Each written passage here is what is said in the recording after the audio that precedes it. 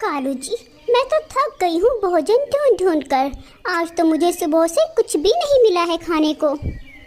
रानी, ये तो तुम सही कह रही हो। जब से हमने चोरी करना छोड़ी है, हम तो भूखे ही मर रहे हैं तब से। हाँ, बस मैंने तो फैसला कर लिया है।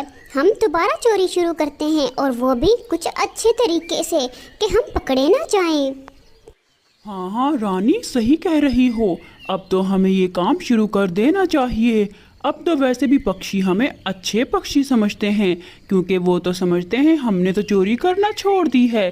अब तो वो हम पर शक भी नहीं करेंगे। अरे ठीक है कालू, फिर अब जल्दी करो। मेरा तो भूख से बुरा हाल हो रहा है। सबसे पहले तो उस मोटी आंखों वाले कबूतर के घोंसले में चलते हैं। उसके घोंसले की सफाई करते हैं पहले तो जाकर। वो भी घोंसले में नहीं है, नदी की तरफ जाते हुए देखा है मैंने उसको।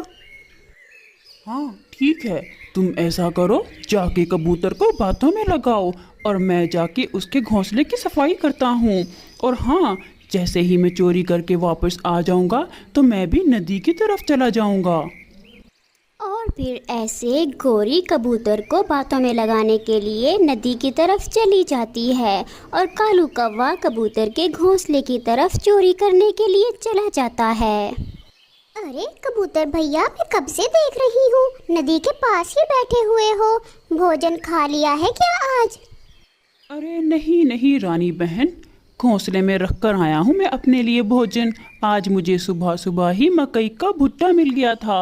अब जाऊँगा यहाँ से तो ही खाऊंगा। कब से अकेले रहते हो कबूतर भैया? मैं तो कहती हूँ कब तक रहोगे ऐसे? लूसी तो वापस आने वाली है नहीं, दूसरी शादी कर लो अब। रानी बहन, मैं तो खुद ढूंढ रहा हूँ, लेकिन मुझे कोई अच्छी कबूतरी मिल ही नहीं रही। एक तरफ रानी ऐसे कबूतर को बातों में लगाए रखती है, और दूसरी तरफ कालू उसके घोंसले में से दाना चोरी कर रहा था। अरे मुझे तो समझ नहीं आती, ये कबूतर कहाँ से इतने अच्छे अच्छे भोजन ढूंढ कर ले आता है। हमें तो कहीं नहीं मिलते, हम भी ढूंढते हैं, लेकिन लगता है हमारी किस्मत में चोरी कर कर आराम से ही खाना लिखा है।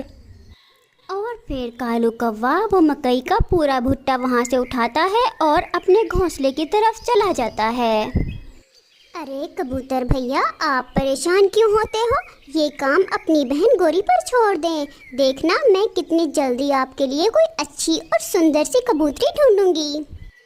कालू वो मकई का भुट्टा अपने घोंसले में रखने के बाद नदी पर ही आ जाता है, और आके गोरी को इशारे से समझाता है। गोरी भी उसका इशारा समझ जाती है। अच्छा कबूतर भैया, अब हम चलते हैं। अरे लेकिन तुम तो अभी किसी अच्छी सी कबूतरी के बारे में बता रही थी ना? अरे अरे कबूतर भैया, कल बताऊंगी, मुझे तो कोई ज़रूरी काम याद आ गया है। अरे वाह कालू, मकई का भुट्टा, मुझे तो ये बहुत पसंद था।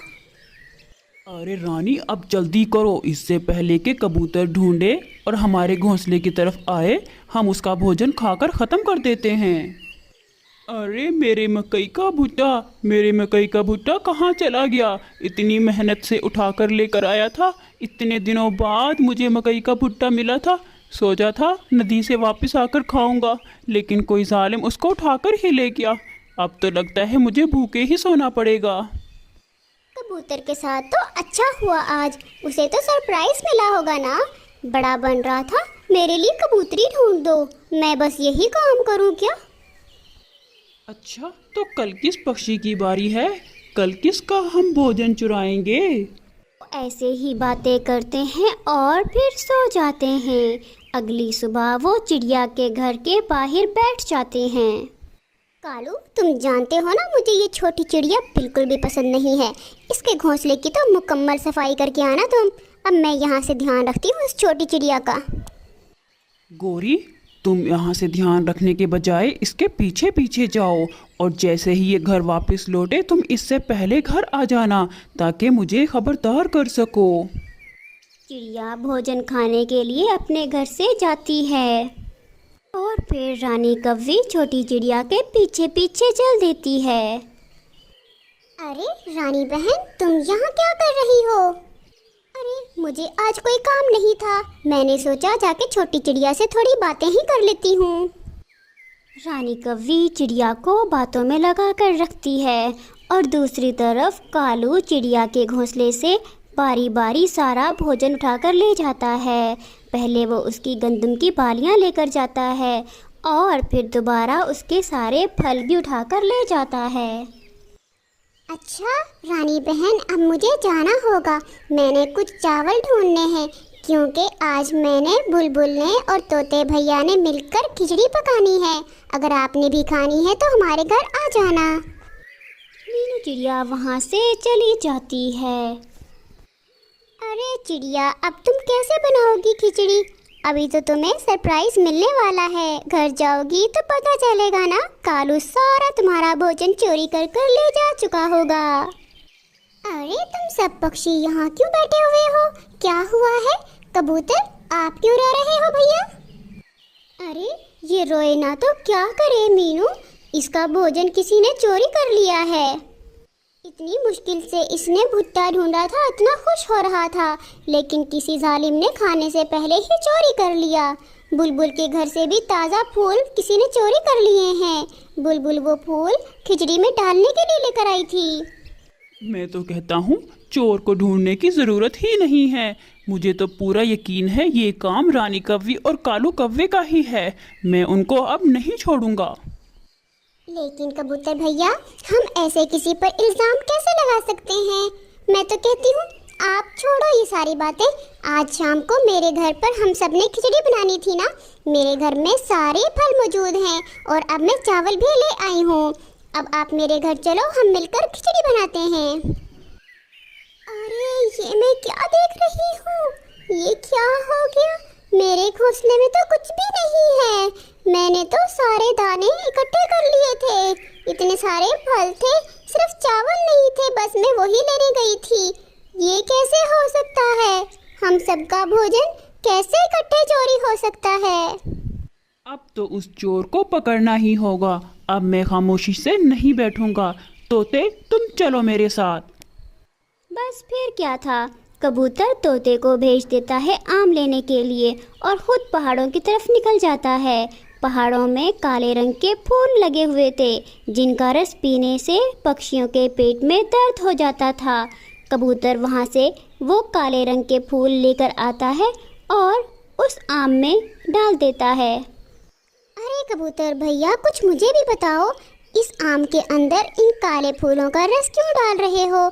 इससे तो जो पक्षी भी इस आम को खाएगा उसके पेट में दर्द हो जाएगा।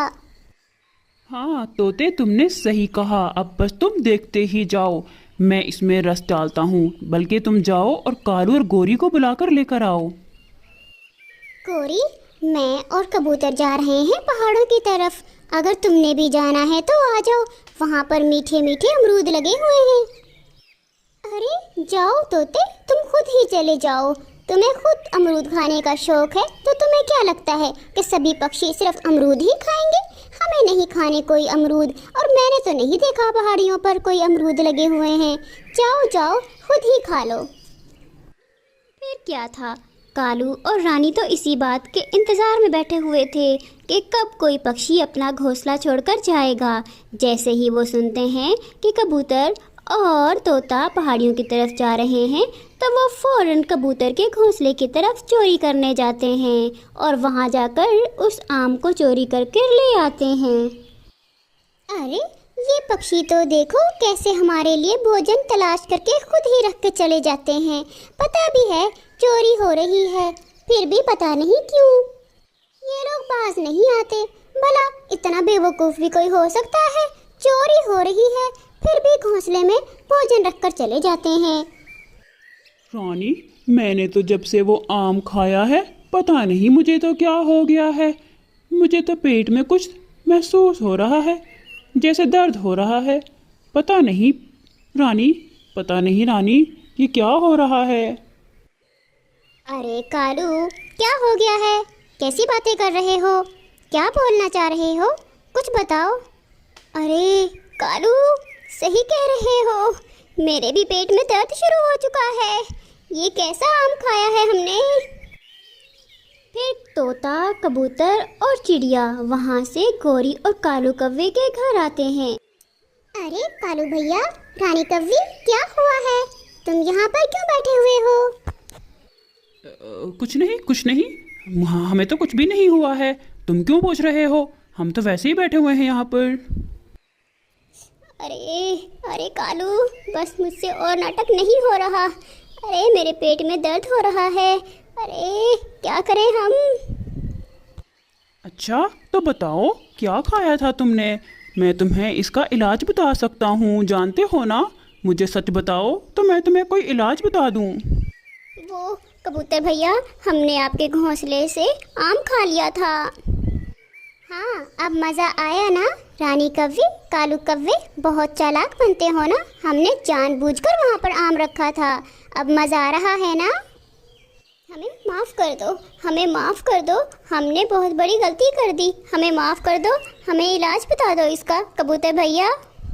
और फिर कालू से तो रहा नहीं जाता और वो धमाके करना शुरू कर देता है। अरे कबूतर भैया, जल्दी करो, इससे पहले कि ये धमाके कर करके हमें उड़ा दें। जल्दी करो, मुझे तो स्मेल भी बड़ी आ रही है। इनको कोई इलाज बता दो।